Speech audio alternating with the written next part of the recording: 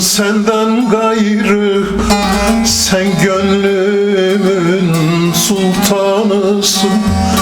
Derdim olsun senden gayrı, sen gönlümün sevdasısın. Göğün sultanıysa Tanrı, sen gönlümün sultanısın.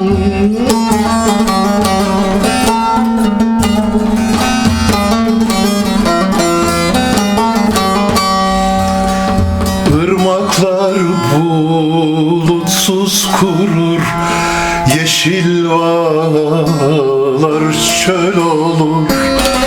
Gel bana küsme ne olur, can bağımın yağmurusun. Sen ömrümün can suyusun, can suyusun. Irmaklar bulutsuz kurur, yeşil ovalar çöl olur. Gel bana küsme ne olur, can bağımın yağmurusun. Can bağımın yağmurusun, yağmurusun.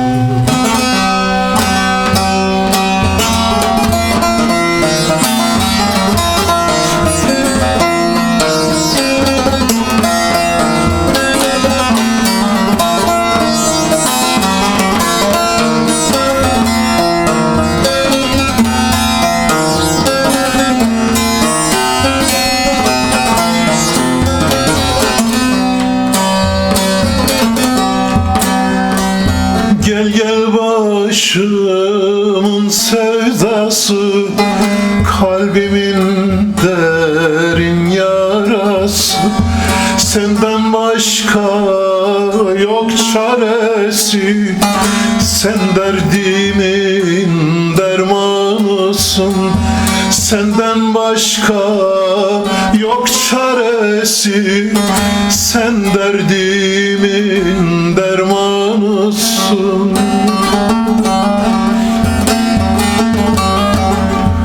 Irmaklar bulutsuz kurur, yeşil ovalar çöl olur. Gel bana küsme ne olur, can bağımın yağmurusun. Sen ömrümün can suyusun, can suyusun.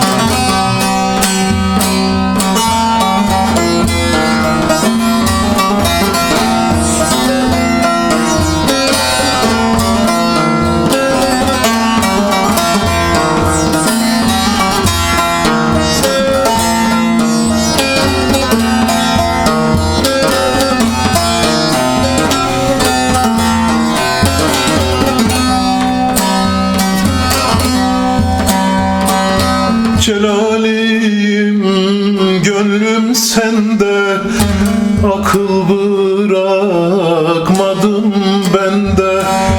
Canın noksandır bu tende, benim öteki yanımsın.